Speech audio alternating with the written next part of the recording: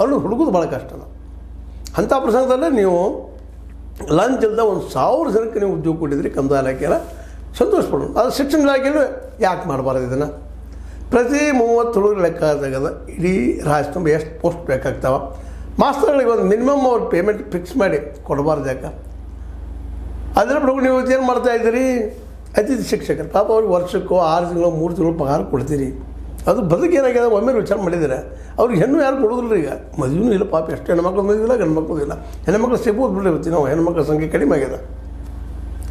ವಾಸ್ತವದ ಘಟನೆಗಳು. ಅದಕ್ಕೆ KPSC ಒಂದು ಯಾಕೆ ಸ್ವಚ್ಛ ಮಾಡಬಾರ್ದು ಅಂತ ಇದಕ್ಕೆಲ್ಲ ಕಾರಣ KPSC. ಸಬ್ ರಿಜಿಸ್ಟ್ರಾರ್ ಆಯ್ಕೆ ಮಾಡೋರು KPSC, ತಹಸೀಲ್ದಾರ್ ಆಯ್ಕೆ ಮಾಡೋರು KPSC, ಏಜೆಂಟ್ ಆಯ್ಕೆ ಮಾಡೋರು KPSC, ಡಿವೈಸ್ಮೆನ್ ಆಯ್ಕೆ ಮಾಡೋರು KPSC, ವಿದ್ಯುತ್ ಇಲಾಖೆ ಸೆಲೆಕ್ಷನ್ ಮಾಡೋರು KPSC, ಇಂಜಿನಿಯರ್ ಸೆಲೆಕ್ಷನ್ ಮಾಡೋರು KPSC. ಎಲ್ಲಿ ಹೋಗ್ತಾರೆ? KPSC. ಇದು ಸ್ವಾಯತ್ತ ಬಾಡಿ. ಇದನ್ನು ಯಾಕೆ ನೀವು ಸ್ವಚ್ಛಗೊಳಿಸಬಾರ್ದು? ಇಂಥಲ್ಲೇ ವಿಶೇಷವಾಗಿ ಎಂದು ನೀವು ಹೇಳಿದ್ರಿ, ಒಂದು ಮಾತು ನೆನಪು ಮಾಡ್ತಾ ಇದ್ದೀರಿ. H.G. ಗೋವಿಂದೇಗೌಡರು ಅಂತೇಳಿ ಶಿಕ್ಷಣ ಮಿನಿಸ್ಟರ್ ಇದ್ದರು.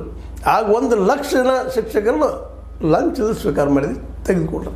ಹಂಗೆ ಇವತ್ತು ಯಾಕೆ ಮಾಡ್ತಾ ಇಲ್ಲ ಅಂತ ಜನ ಪಾಪ ಕಲಿತ ಮಕ್ಕಳು, ಅದು ಶಿಕ್ಷಣ ಇಲಾಖೆಯಲ್ಲಿ ಕಲ್ತಿದ್ದಿರ್ಬೋದು, ಮತ್ತದಿರ್ಬೋದು, ಕೇಳ್ತಾ ಇದ್ದಾರೆ ಅವರು. ಅದೇ ರೀತಿ ಈಗ ಆಡಳಿತಾಧಿಕಾರಿಗಳನ್ನು ನೇಮಿಸಿದ್ರಿ, ಅದೇ ರೀತಿ ನಾಳೆ KPSC ನಡೆಸ್ತಾ ಇದ್ರಿ. ಅಲ್ಲೂ ಯಾಕೆ ಹಿಂಗೆ ನಡೆಸ್ತಾ ಇಲ್ಲ? ಅಲ್ಲಿ ಯಾಕೆ ಲಂಚ ಅವತಾರ ಜೋರದ?